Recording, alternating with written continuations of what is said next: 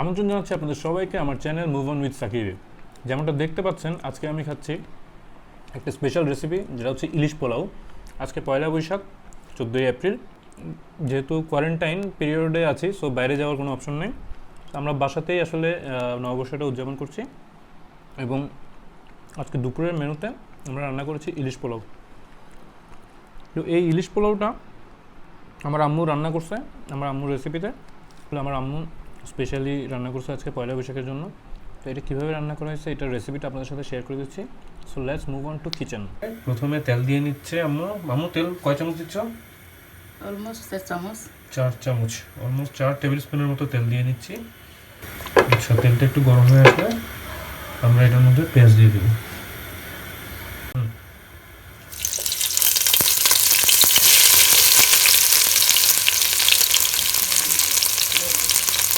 পেঁয়াজ দিচ্ছি, বড় বড় পেঁয়াজ দুইটা দিতে হবে।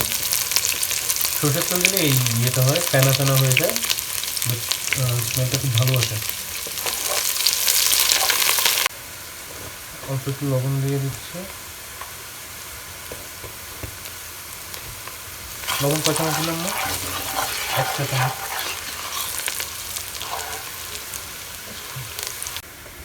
এখন আমরা দিয়ে দিচ্ছি পেঁয়াজ বাটা,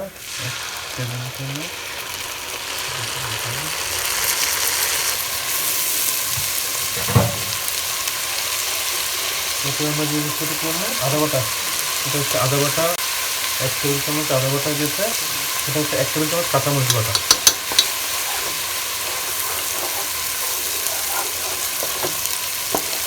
এরপরে আমরা একটা টমেটো কিউব করে কাটা অ্যাড করে দিলাম এটার সাথে। ওকে, এটা মোটামুটি হয়ে এসছে। এখন একটু হালকা পানি অ্যাড করে নিচ্ছি আমি। এখানে আমরা একটা টিপ শেয়ার করবো, যেটা হচ্ছে গুঁড়া মশলাগুলো দেওয়ার আগে একটু পানি অ্যাড করে নিতে হবে, নাহলে হচ্ছে মশলাগুলো পুড়ে যাবে।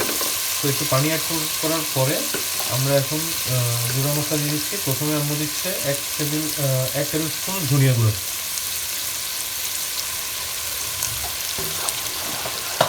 তো এটা একটু গুড ঠিক ছিল, আমার ঠিক ছিল। 1/2 টেবিল চামচ জিরা গুঁড়ো দিচ্ছি।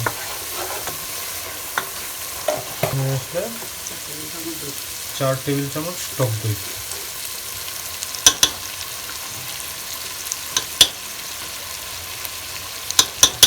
ওকে, এখানে আমরা আরও অনেক টক দইটা ইউজ করেছি, আপনারা যে কোনো টক দই ইউজ করতে পারেন।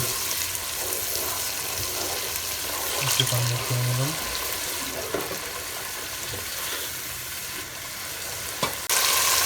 ঝোলটা মোটামুটি কষানো হয়ে আসছে। এখন ইলিশ মাছগুলো একটা একটা করে দিয়ে দেবো।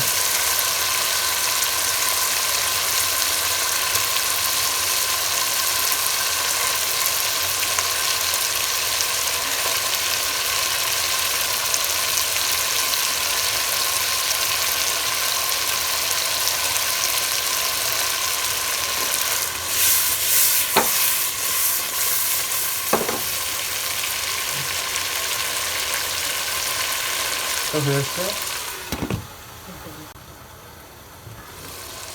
প্রথম নিচের পরটা একটু হয়ে আসছে।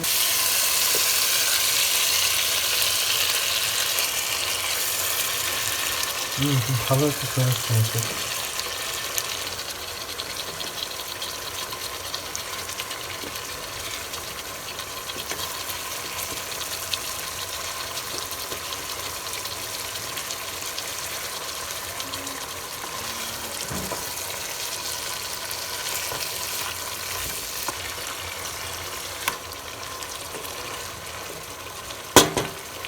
ঠিক আছে, এরপরে আমরা এখানে একটু কাঁচামরিচ দেবো।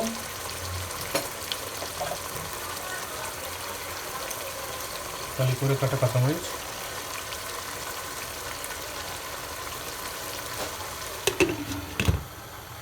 আচ্ছা, এইভাবে আমরা রেখে দিব প্রায় 5 থেকে 6 মিনিট। এটা এইভাবে দমে সিদ্ধ হতে থাকবে। হ্যাঁ, মাছটা মোটামুটি হয়ে এসছে, 5 মিনিট হয়ে গেছে। ভালো একটা স্মেল আসছে।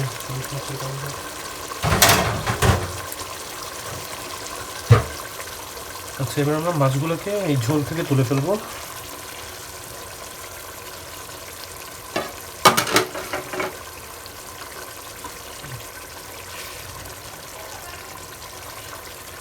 ঝোলটাকে এই অবস্থায় রেখে দেবো, মাছগুলোকে আলাদা করে ফেলছি।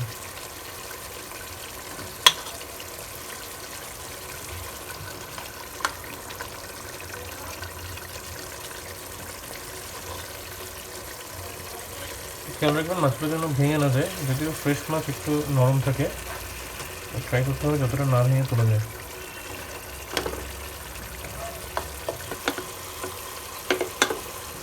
সবগুলো মাছ আমরা তুলে আলাদা করে রাখলাম।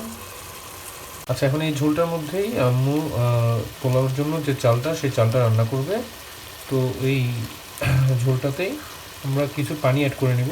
নর্মালি পানির রেশিওটা হচ্ছে চাল যতটুকু দিবেন তার দ্বিগুণ পরিমাণ পানি দিবেন। আমরা চাল ইউজ করব যেটা কেজির পরিমাণে হচ্ছে প্রায় 750 গ্রামের মতো চাল আমরা এই পোলাওটার জন্য ইউজ করব। তাহলে 750 গ্রাম পরিমাণ চালের যতটুকু আপনার যে পাত্রে নেবেন সেই পাত্রের দ্বিগুণ পরিমাণ পানি এটার সাথে আমরা অ্যাড করে নেব চালগুলো সিদ্ধ করার জন্য। এটাতে আমরা একটু হালকা একটু গরম পানি ইউজ করছি। আমরা পানিটা আগে গরম পানি করে নেওয়া হয়েছে, আর হচ্ছে লাস্টে যে পানিটা দিছি আমরা ওইটার সাথে আমরা 1 কাপ দুধ অ্যাড করে নিছি, অর্থাৎ 2 কাপ পানি সাথে 1 কাপ দুধ। দুধটা হচ্ছে নর্মাল চায়ের কাপের 1 কাপ দুধ।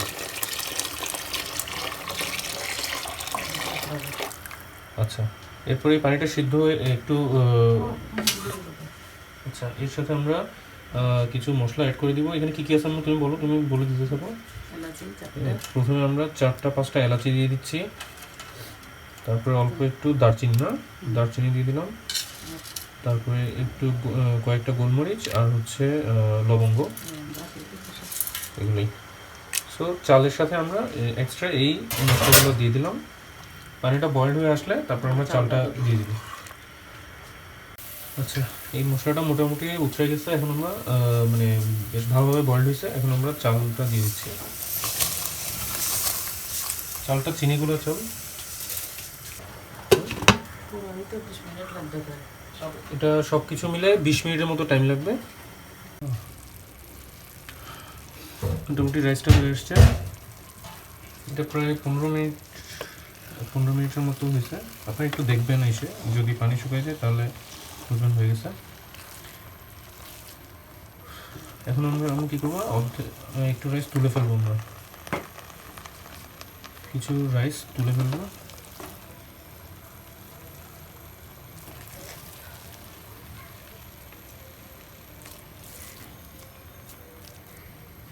আচ্ছা, এরপরে হচ্ছে এটাকে আমাকে লেবেল করে দিল।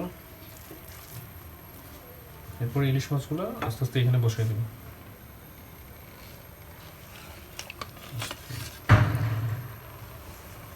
নাইস,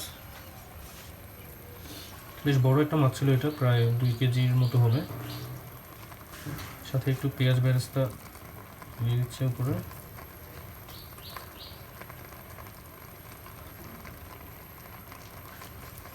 এটার সাথে এক্সট্রা ফ্লেভারের জন্য একটু ঘি দিয়ে দিব।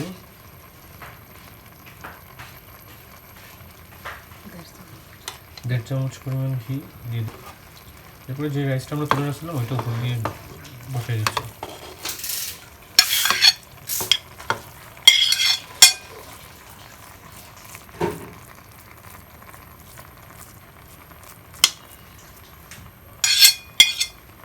বাকি পেঁয়াজ বেরেস্তা যেগুলো ছিল এগুলো উপর দিয়ে একটু ছেড়ে দিল গার্নিশের জন্য।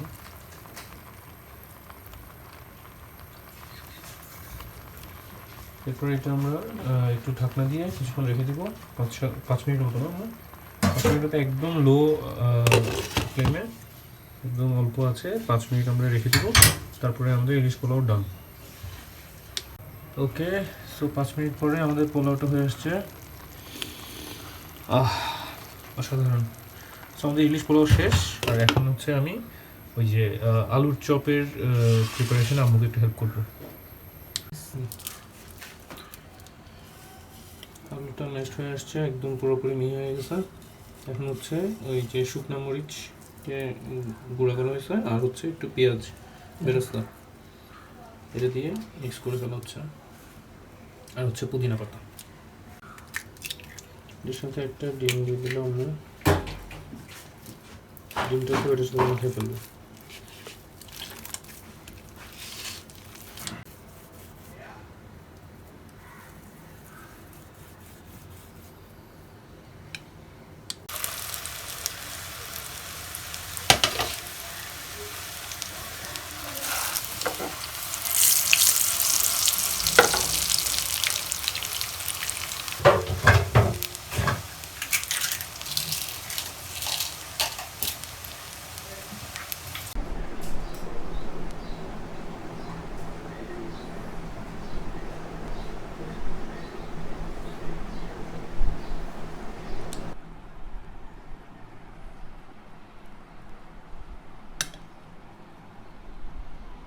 রাইস নেই,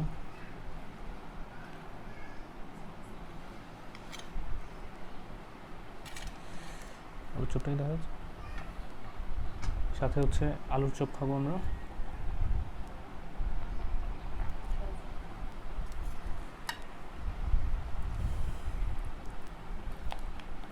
আচার নিয়ে নিই, এটা হচ্ছে জলপাইয়ের আচার।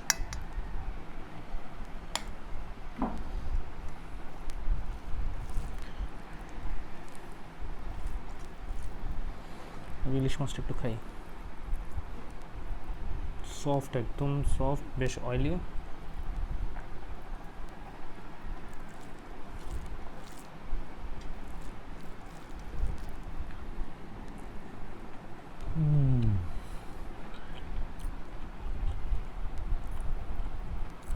অসাধারণ।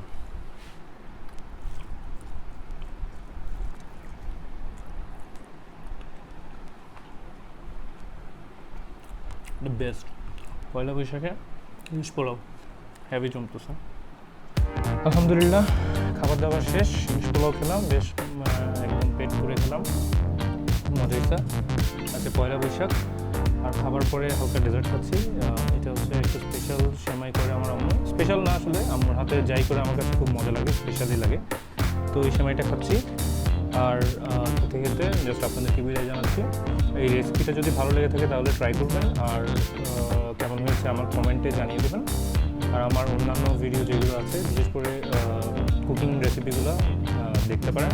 গরুর মাংসের মেজবানি স্টাইলে একটা গরুর মাংসের রেসিপি আমি করেছি রিসেন্টলি, যেটার লিঙ্ক উপরে দেওয়া আছে।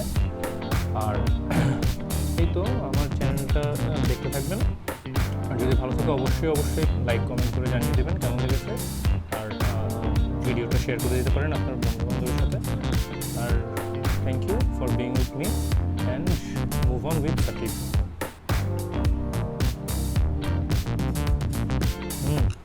সেমাইটা কিন্তু খুব মজা হয়েছে। এটার রেসিপি হয়তো কোনো সময় শেয়ার করে দিব, বাট আজকে এটা আমি করিনি, বাট অসম।